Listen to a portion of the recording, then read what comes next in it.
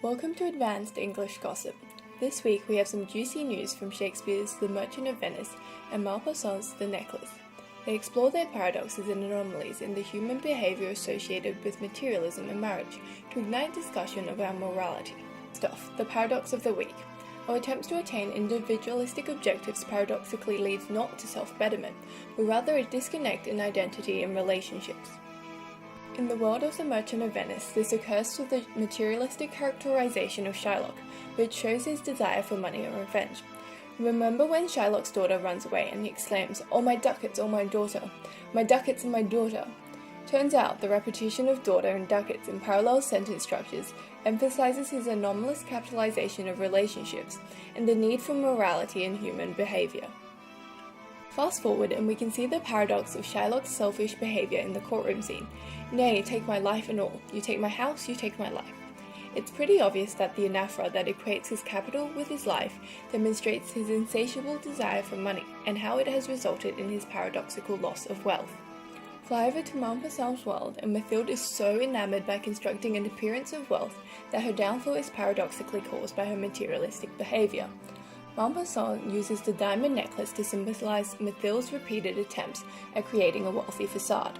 In Why My Necklace Was Paste, it turns out the necklace was all a sham, representing the loss of her wealth, a paradoxical consequence of her materialistic behaviour.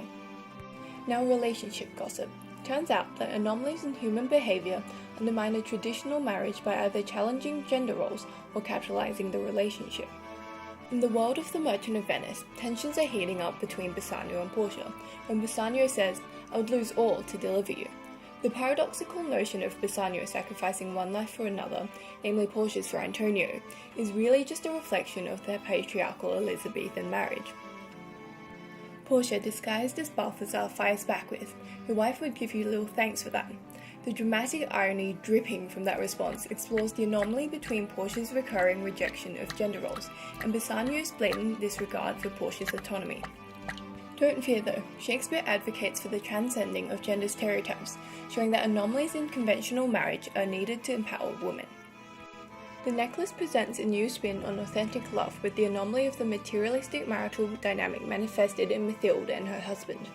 The juxtaposition between Mathilde's thought and dialogue in "She was wondering what sum she could ask without drawing on herself an immediate refusal," and "I could manage it with 400 francs," exemplifies the anomaly of her exploiting marriage for money. If that wasn't enough to show how dysfunctional their marriage was, the hyperbole in "he compromised all the rest of his life, risked his signature," certainly does, emphasizing the paradoxical conflict between the husband's selfless behavior and the artificiality of their marriage.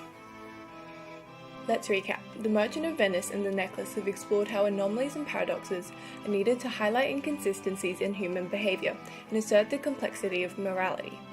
See you next week for the latest gossip on Rosemary Dobson.